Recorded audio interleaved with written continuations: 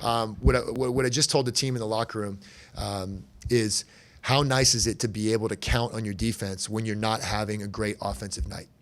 And that's not something that we've been able to say in previous years. And so to be able to win a game on grit, win a game on toughness, I think is a really, really big step forward for our program. And so, there was a point in the second half, it was 38-31 them, where we were down 7. And I think by the book, we held them scoreless for about the next 7 minutes. I think we got up 46-38, and they hadn't scored, and we'd scored 15 points. And by no means did we go on some offensive run. I don't think we ever really got untracked offensively, but we found ways to score. We got a couple O boards. We gritted it out, right? We made our foul shots down the stretch, and we won the game by defending. And again, that's a huge testament to the heart of these kids, their belief in each other, because defense is one of those things that you just kind of got to get down and dirty and nasty, and that's not something that our team has always been great at. And so, again, really, really proud of their effort. And again, that's a quality team that we just beat. Nicole, was there a moment this offseason where things defensively just kind of clicked for you guys, or you really decided you were going to commit to the defense this year to make the change? Yeah, so last year we played a lot of zone, so we didn't feel like we had a lot of great on-ball defenders that we were able to kind of play man-to-man defense last year. And I think this year that's where we made our switch. We put in a different defense. We call it pack line defense. And I think ever since then we're all committed, and it's a kind of defense where you have to be there for your teammates. And I think it's a testament to how far we've come, because on and off the court, we're coming together as a team, and you can see it on the defensive end. You can see us being there for each other, and we got some good on-ball defenders. Today we mentioned in the locker room, you see Marty Mozzetti chasing up and over screens the whole entire game. Everyone's chasing up and over screens the whole entire game because they know they got someone behind them.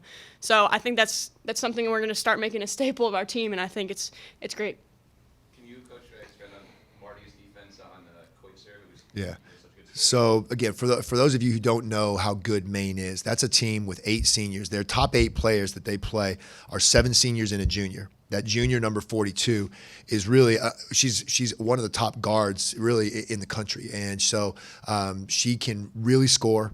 She killed us last year, and so for Marty to really make her night that much of a nightmare by chasing her off of every screen, forcing her into help, knowing her teammates are going to be there, as Nicole just described. Again, it's just an effort. And what makes Maine so good is every time that we made a mistake, they made us pay. Right, and again, we say that about the Notre Dames and and the Dukes and everything. It's the good teams make you pay. Well, guess what? If you don't give them that many opportunities, right, then hey, at the end of the night, that adds up to not enough points to win. So again, Marty was huge, and I'll throw in her 4 assists to 0 turnovers for a point guard in a game like that. We only had 3 turnovers in the second half, 4 turnovers in the second half, and again, that was huge because that was one of the things that plagued us early. Yeah, it seemed like you guys did really well breaking the press. It seemed like all the turnovers went half court down in the paint. So what were some things you did in practice leading up to it? Did you know they were going to do that 2-2-1 back into the?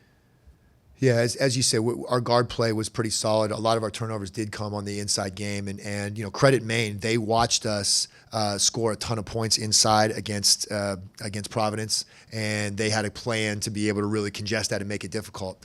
The reality is just like our point guards are freshmen and sophomores, our centers are freshmen and sophomores, and so they had to learn that, hey, when there's congestion, we can't be dribbling the ball and trying to pass out of double teams without pivoting. So there's a lot of things that still need to get worked on. So trust me, the practice plan will have those kinds of things. But yeah, you make a good point.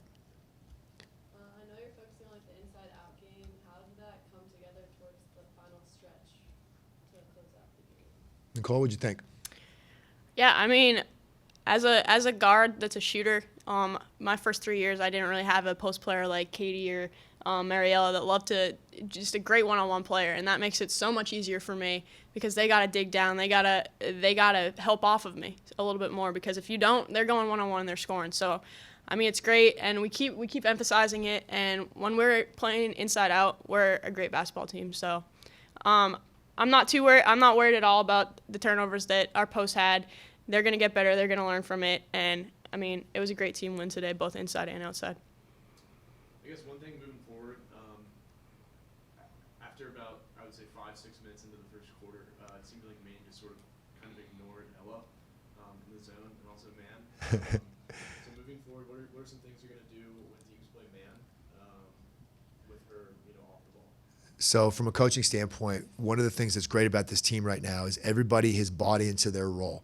And Ella came up with huge baskets on offensive rebounds, in transition, on cuts, right? Nicole got one of the biggest baskets was Nicole drives, Ella's player helps off, Ella slides in, there's a layup, right? So again, she knows how to score, right? And so again, my job as a coach is to help put her in the positions where she's going to be successful, right? And make sure that, again, if people are sagging off her on the perimeter, that she knows how to cut and screen and do some of those things and help make people pay for that. And again, Ella's totally bought into her role, and she knocked down a jump shot. Ella can shoot. Ella's a good basketball player, right? And so again, we're evolving. There's another freshman that's out there and learning how to be able to, to find her ways to score. And again, she's going to be just fine.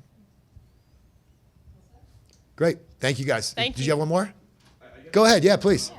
So Kelly didn't make a shot after the first 5 minutes or 4 minutes, but she also didn't force any action really in terms of like trying to force something that wasn't there.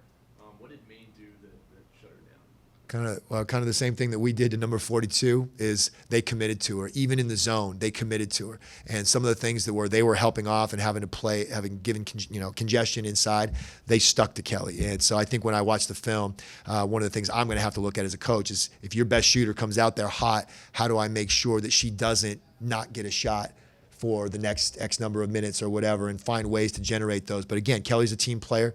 It's not about her. She knows that. And so again, like I said, I'm going to take responsibility for that. I've got to do a better job of making sure that we can dictate what we want. But credit Maine. They got good players and a good coach too. And that was a good chess match out there that way.